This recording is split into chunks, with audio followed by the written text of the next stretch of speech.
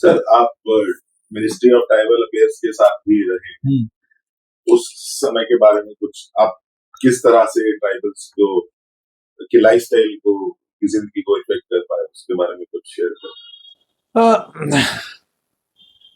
हमको अफसोस जरूर होता है जब हम देखते हैं कि जो ट्राइबल ट्रेडिशंस हैं वो खत्म हो रहे हैं।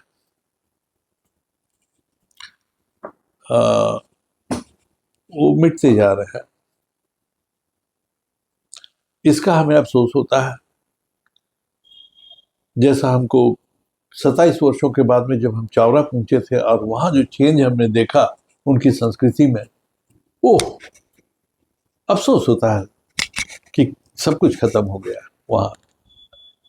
लेकिन क्या हम उसको रोक सकते थे? नहीं, कोई नहीं रोक सकता।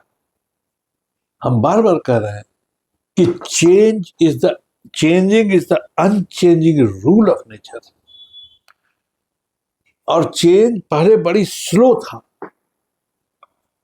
हम आपके यहाँ लेक्चर में हम लड़कों को बताए थे और इस किताब में शायद उसका फिगर भी दिया होगा, लेस्ली व्हाइट का, कि आज millions and millions of years हो गया प्लास्टोसीन पीरियड से हमको स्टोन टूल्स के एविडेंस मिलते हैं।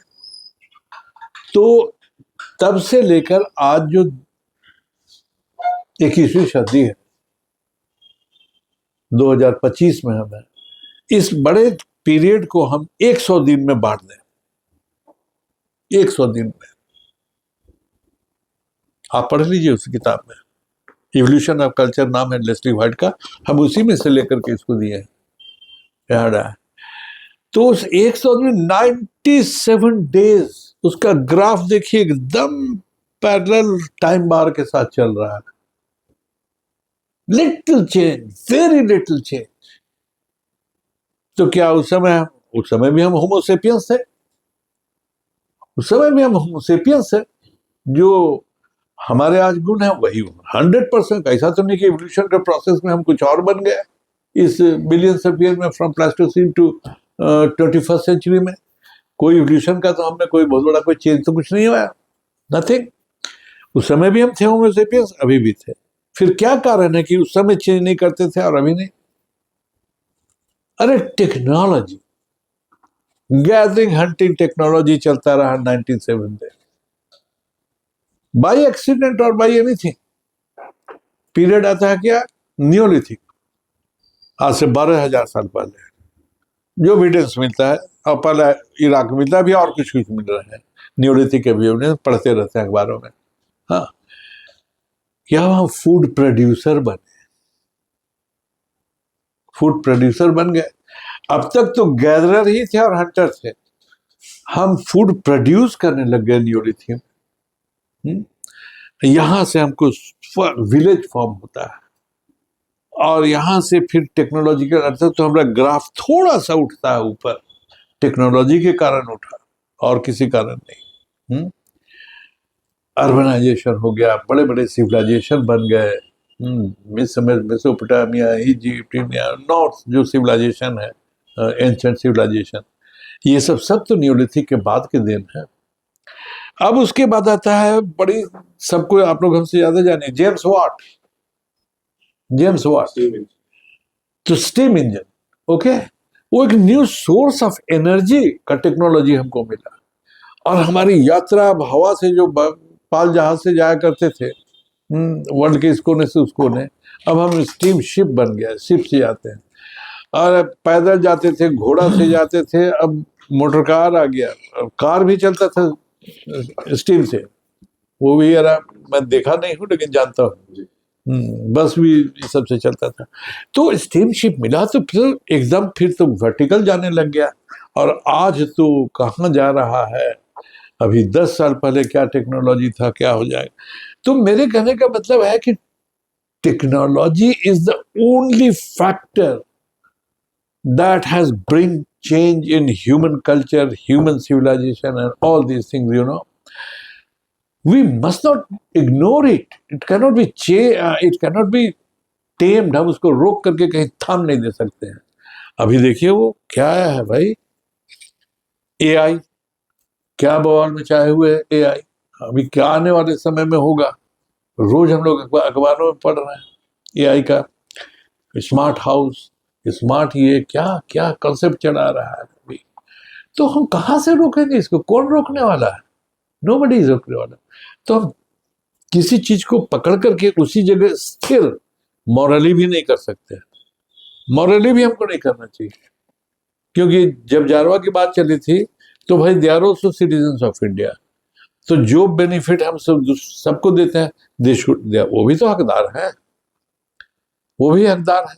लेकिन हम उसको नहीं एकदम बंद करके रख देंगे कि नहीं भाई ये तो कल्चर, इसको प्रिजर्व करना है और इसको हमें संभाल के रखना है, जैसे कि हम कोई पार्क में जू में रखें, तो वो नहीं चलने वाला है। एक्चुअली सर मेरी इंटेंशन इस क्वेश्चन के पीछे थी कि कुछ एग्जांपल्स एक्शन एंथ्रोपोलॉजी के या अप्लाइड एंथ्रोपोलॉजी के आपके एक्सपीरियंस में से हमें मिल जाते तो ड्यूरिंग स्टे विद मोटा।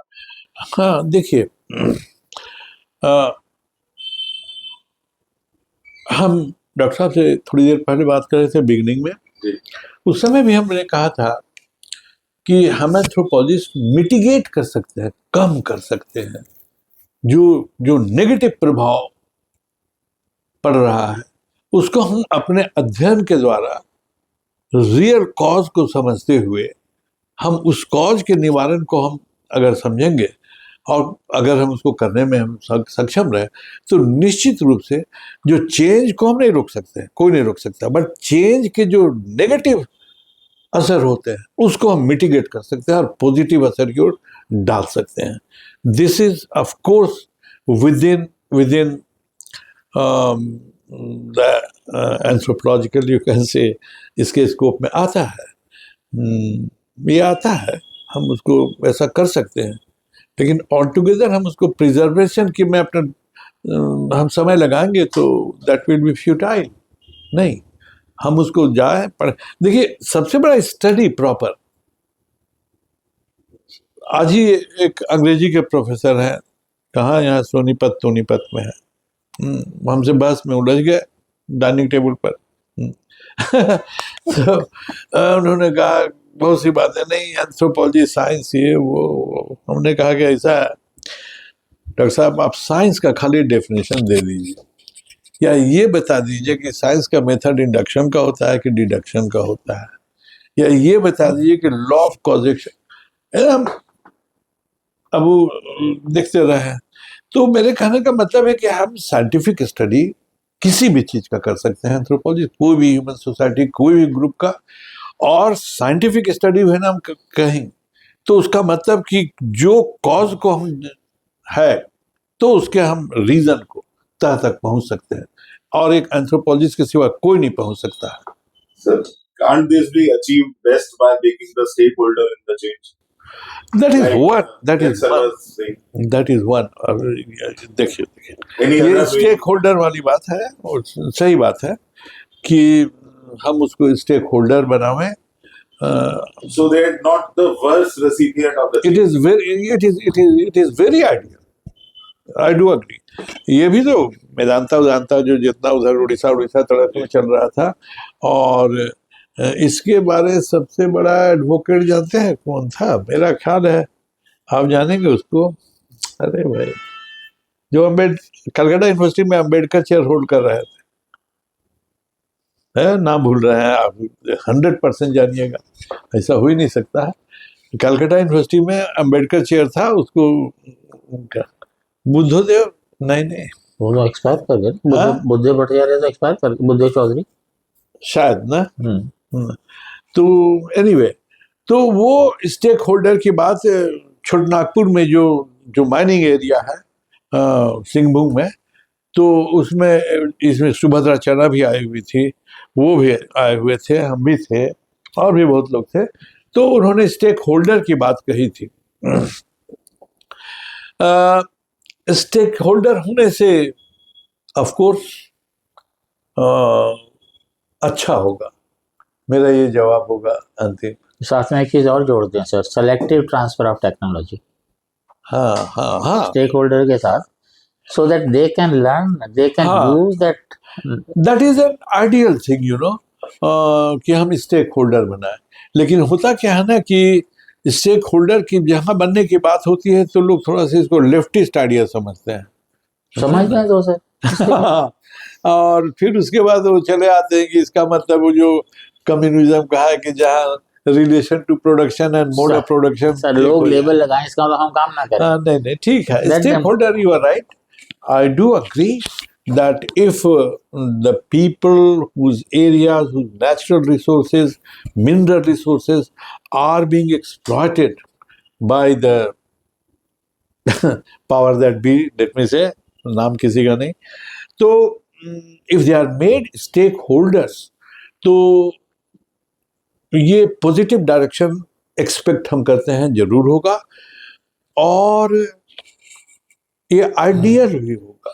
सर इसके लिए ना एक एक्ट, माइनिंग एक्ट बना था, जिसमें ये डिसाइड किया गया था कि 26% of the proceed will go to the people, the suffer. आज तक उसकी गाइडलाइन डिसाइड नहीं हुई, 20 साल से ऊपर हो गए हैं एक्ट को बने हुए। क्या बताएं डॉक्टर साहब। सर